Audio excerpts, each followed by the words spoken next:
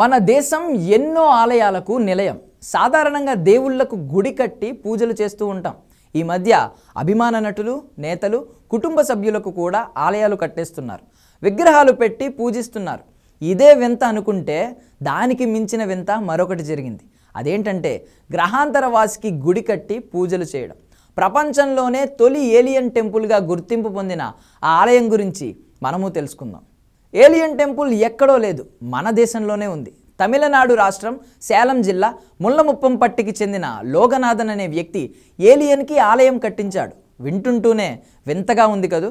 గ్రహాంతరవాసికి గుడి కట్టడం ఏంటి? నిత్యం పూజలు చేయడం ఏంటి? అసలు ఏలియన్కి గుడి కట్టాలన్న ఆలోచన ఆయనకు ఎందుకు వచ్చింది? దీని వెనుకున్న కథ ఏంటి అంటే పెద్ద కథే ఉందంటున్నాడు గుడి కట్టిన లోగనాథన్. అతను శ్రీ శివ కైలాస ఆలయం నిర్మించాలనుకున్నాడట. 2021లో ఆలయ నిర్మాణం ప్రారంభించగా ఈ మధ్యనే పూర్తయింది. ఆలయంలో ముందుగా పంచమీ వారాహ విగ్రహాన్ని ప్రతిష్ఠించాడు. గ్రౌండ్ ఫ్లోర్లో శివలింగాన్ని ఏర్పాటు చేశాడు. అండర్ గ్రౌండ్లో ధ్యానం కోసం ప్రత్యేక మందిరాన్ని కట్టించాడు. ఆ ధ్యాన మందిరంలోనే అగస్త్య మహర్షి విగ్రహంతో పాటు గ్రహాంతరవాసి విగ్రహాన్ని కూడా ఏర్పాటు చేసి పూజిస్తున్నాడు. ఏలియన్కి ఆలయం నిర్మించడం చర్చనీయాంశమవుతుంది. లోగనాథన్ పెద్దగా చదువుకోలేదు. కొన్నేళ్ల క్రితం వరకు కేఫ్ నడిపాడు. కాలు నొప్పి బాధించడంతో సిద్ధార్ భాగ్య అనే సిద్ధుడిని కలిశాడు. అతని ప్రవచనాలకు ప్రభావితుడై శిష్యుడిగా మారిపోయాడు. గ్రహాంతరవాసికి గుడి కట్టాలని నిర్ణయించుకున్నాడు. అయితే ఏలియన్కు గుడి కట్టి పూజించడం గ్రామస్తులకే నచ్చలేదు.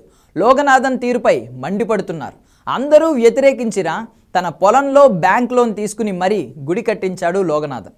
ఎందుకు అని అడిగితే తాను ఏలియన్స్తో మాట్లాడానని, వారి అనుమతి తీసుకునే గుడి కట్టానని అంటున్నాడు. భూమిపై రోజురోజుకు ప్రకృతి వైపరీత్యాలు పెరిగిపోతున్నాయని, వాటిని ఆపగలిగే శక్తి గ్రహాంతరవాసులకు మాత్రమే ఉందని చెప్తున్నాడు.